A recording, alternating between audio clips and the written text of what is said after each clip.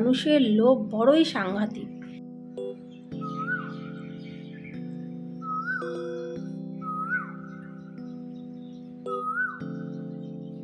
কর্তামশাই অফিস, বাচ্চারা স্কুল, তারপরে আমার একটা গোপন সময়, সেই সময়টুকুই তোমাদের সাথে আজকে আমি শেয়ার করতে চলেছি। রাতে প্রায় সমস্ত কাজ করবার পরে আমি এডিটিং করতে বসি, সেটা পুরোটাও আমি পুরো কমপ্লিট করতে পারি না, তাও 1টা 1:30 2টো আমার বেজে যাচ্ছে। ঘুমে পোষাচ্ছে না, ওদিকে আমার 4টে 10 15 কি 4:30-এর মধ্যে উঠতে হচ্ছে, যেহেতু কর্তামশাই 6:30-টার মধ্যে বেরিয়ে যাবে খাবার দাবার নিয়ে, জল খাবার খেয়ে যাবে, নিয়ে যাবে, মেয়েরা স্কুল যাবে 7টার মধ্যে। মানে বুঝতেই পারছো ওই সময়টা মানে আমার একদম দম ফেলার সময় থাকে না। তারপর আমি ইদানিং কি করেছি, শরীরটা এতই খারাপ হয়ে যাচ্ছে আমার, মানে এতই মানে মাথা ঘোরাচ্ছে, ভালো লাগছে না। তখন আমি নিজেই ভাবলাম, নিজে বাপলে বাপের নাম, নিজে বাঁচলে বাপের নাম। আমি প্রতিদিন না, কিন্তু বেশিরভাগ দিনই ওরা সব স্কুলে চলে গেলে আমি পুরো ঘুমিয়ে নিই। টানা 1 থেকে 1.5 ঘন্টা কিন্তু আমি ঘুমাই। আর এই গোপন কথাটা তোমাদের সাথে আমি শেয়ার করছি। আমার মেয়েরাও কিন্তু এটা জানে না, আর কর্তামশাই তো জানেই না। তো আজকে যদি আমার মেয়েরা বাই চান্স যদি এই ভিডিওটা দেখে, তাহলে ওরা জানতেই পেরে যাবে, আর পরে আমাকে বলবে, মাম্মা আমরা যাওয়ার পরে তুমি ঘুমাও, তাই না? নমস্কার আমার প্রিয় ইউটিউব পরিবার, তোমরা সবাই কেমন আছো? আশা করছি তোমরা সবাই অনেক ভালো আছো, সুস্থ আছো, আমিও ভালো আছি। আমি সুপ্রিয়া, আমি তোমাদের সবাইকে আমন্ত্রণ জানাই নাসিকের ঘরকন্যার আরেকটি নতুন ব্লগে। যে যে প্রান্ত থেকে আমার ভিডিওটি, আমার ব্লগটি দেখছো, আশা করছি তোমরাও সবাই অনেক ভালো আছো। তোমরা ভালোই জানো এই পুরো সংসারটার ঘরের কাজ, বাইরের কাজ, বাচ্চাদের পড়াশোনা A to Z কিন্তু আমার একা হাতে করতে হয়। কর্তামশাই সেই সকালবেলায় অফিস যাবে, আস্তে আস্তে কিন্তু রাত্রিবেলা, তার মধ্যে যে ঘরে কি হয় কি না হয় সে কিন্তু কিছুই জানে না যতক্ষণ না আমি তাকে বলবো। তো যাই হোক, সেই সকালবেলাটায় আমি আসলাম সবার আগে ব্রাশ করতে। দেখো কি সুন্দর আবহাওয়াটা, বৃষ্টি কিন্তু পড়ছে, কিন্তু আজকে খুব কম বৃষ্টি হচ্ছে, ঝিরঝিরি টাইপের বৃষ্টি। তোমাদের যদি আমার কথা বিশ্বাস না হয়, তোমরা পেপার কিংবা গুগল কিংবা ইউটিউব সার্চ করলে জানতে পেরে যাবে যে নাসিকের অবস্থা কি বেহাল। শুধু নাসিক বলে না, এখন যে পরিমাণে বৃষ্টি হচ্ছে আমার মনে হয় সমস্ত স্টেটে এরকম কম বেশি বৃষ্টি হচ্ছে। যাই হোক, একটু অর্ধেক গল্প তোমাদের সাথে আমি শেয়ার করে নিচ্ছি।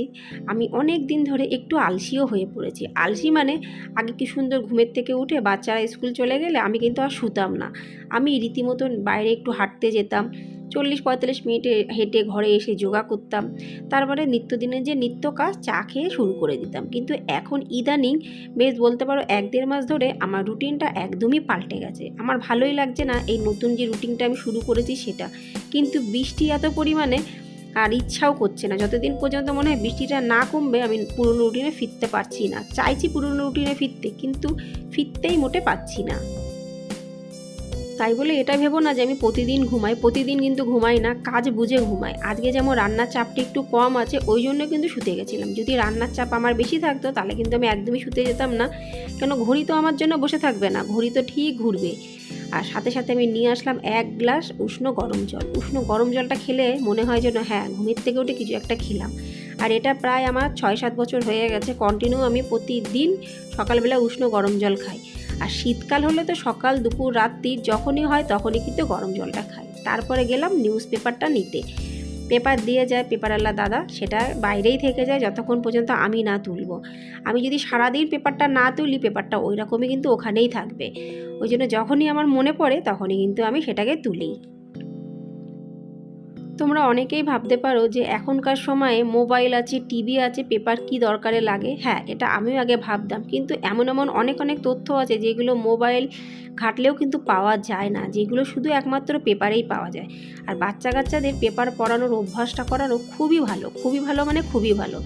ওদের এক ধরনের কিউরিসিটি জাগে, এর পরের দিন পেপারে কী থাকবে, ওর পরের দিন পেপারে কী থাকবে। যেমন আমরা একটা সিরিয়াল দেখলে পরের সিরিজটা দেখার জন্য কিউরিসিটি জাগে, বাচ্চাদেরও কিন্তু তাই। হ্যাঁ, বাচ্চারা বড়দের মতন পুরো পেপার A to Z পড়ে না ঠিকই, কিন্তু ঠিক নিজেদের ইচ্ছা মতন মেন টপিকগুলো কিন্তু পড়ে নেয়, আর সেটার থেকে কিউরিসিটিটা তৈরি হয়। আমার মতে এটা তো বাচ্চাদের হওয়াই উচিত। আজ তো অনেক হালকা ফুলকা রান্না করব, কি রান্না করব সেটাই চুল আঁচড়াতে আঁচড়াতে ভাবছি। দেখা যাক, রান্নাঘরে যাওয়ার পরেই বোঝা যাবে। একটা কথা না বললেই নয়, মানুষের লোভ বড়ই সাংঘাতিক। মানে আমি আমার কথা বলছি, আমার মানে তখন কালকে রাত্রির প্রায় 11:30টার কাছাকাছি, 11:20 কি 11:30 হবে। ওই সময় আমাদের সবার ইচ্ছা হলো, আমি তো কলা খাই না, কিন্তু মিষ্টি খাওয়ার, আর অন্যদের মিষ্টি কলা দুটোই খাবে। তো ওই সময় তো কোনো দোকান নাসিকের দুনিয়াতে খোলা থাকে না, তাহলে কি করা যাবে? এর পিছনে কারণ আছে। কর্তামশাই আমার 2 মেয়ে কালকে কোনো তরকারি দিয়ে ভাত খাবে না, রুটি তো বানাইনি, ভাত খাবে না। আমি বললাম কেন, তরকারি আছে খাও? বলে কিনা খাবো না। কি খাবো? দুধ দিয়ে কলা দিয়ে খাবো। তো কলা ঘরে নেই। আমি ঠিক আছে, ভালো কথা, যা ইচ্ছা খাও বাবা, আমি আমার মতো খেয়ে দিয়ে উঠে যাই। তো ওরা খাচ্ছে না, তো আমি খেতে পারছি না, একটু তো হলেও লজ্জা লাগে, পেটে তো খিদে ছিল। তখন আমি কি করলাম, বসে আছি, 1-2 বিস্কুট খেলাম, চুপচাপ জল খেলাম, খিদেটা একটু মরে গেল।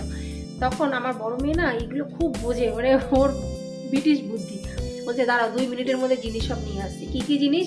কলা আনবে আর মিষ্টি নিয়ে আসবে। দেখাচ্ছি তোমাদের। এই যে কলা, এগুলো ব্লিঙ্কিট থেকে নিয়ে এসেছে। প্রচুর বৃষ্টি পড়ছিল কাল রাতে। ব্লিঙ্কিট কেন, এখন যে অপশন বেরিয়েছে 2-3 মিনিট, মানে অর্ডার দিতে দেরি হয়, আসতে দেরি হয় না। তাও কালকে এত বৃষ্টি হচ্ছিল, তাও ওরা এসেছিল একটু 4 থেকে 5 মিনিট বেশি লেগেছিল। তার জন্য কিন্তু এক্সট্রা ফি নিয়েছে, যে মুসুলধারে বৃষ্টি হচ্ছে বলে যে নর্মাল ভাবে আসবে তা কিন্তু না, তার জন্য এক্সট্রা নিয়েছে টাকা। তো এই কলা, এই কলা আনা হলো ব্লিঙ্কিট থেকে, তার সাথে সাথে মিষ্টি। এই দেখো মিষ্টি, মানে পেড়া। ওখানে তো রসের মিষ্টি বিক্রি হবে না, পেড়াগুলো কিন্তু খেতে দারুণ। এটা যে শুধু ব্লিঙ্কিটে পাওয়া যায় তা না, দারুণ খেতে এই পেড়া। তার সাথে সাথে 2টো পাউরুটি। কিন্তু আমার মনে হচ্ছে এগুলো নর্মাল সাদা পাউরুটি না, একটু মিষ্টি টাইপের পাউরুটি হয়, সেটা জানি না, কোনো সময় এই পাউরুটিগুলো খাইনি। অত রাতে কোন পাগলে এই জিনিসগুলো বেকারকার আনে?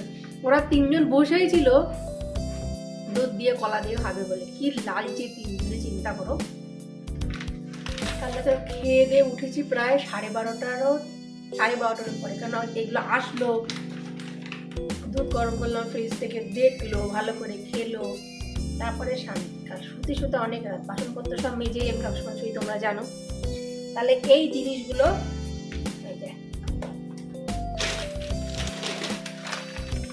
মাত্র 10 থেকে 12 মিনিটের মধ্যে চলে আসলো। এইগুলো হওয়ার ফলে যেমন সুবিধাও আমাদের জন্য অনেক হয়েছে, যেমন অসুবিধাও কিন্তু অনেক হয়েছে। কারণ এই অপশনগুলো না থাকলে কাল রাতে এগুলো কেনার কোনো প্রশ্নই ছিল না। এরপরে চলে আসলাম অফ ক্যামেরায় সমস্ত কাজ করে মাথাটা ঘষে পুজো দিতে। অফ ক্যামেরায় কাজগুলো করলাম বলে ঝটপট করে কিন্তু হয়ে গেল। বাসি কাজ তো খুব একটা সময় কিন্তু লাগে না, আর ঘরের কাজ সম্পূর্ণ নির্ভর করে নিজেদের উপরে, এক গৃহিণীর উপরে, যে কোন কাজের পেছনে কতটা সময় দেবো। আর আজকে যেহেতু রান্নাবান্নাও হালকা আছে, ওই জন্য আমার টেনশন কিন্তু একদমই নেই, মাথাটা যেন খুব হালকা মনে হচ্ছে। আমার তো সেরকমই মনে হয়। তোমাদের কেমন মনে হয় আমাকে কিন্তু অবশ্যই কমেন্টসে জানিও, কেন কি রান্নার পর্বটা পুরো সকাল থেকে রাত পর্যন্তর মধ্যে সব থেকে একটা বড় পর্ব, আর সেটা যদি ভালো না হয় তাহলে তো আর রক্ষে নেই।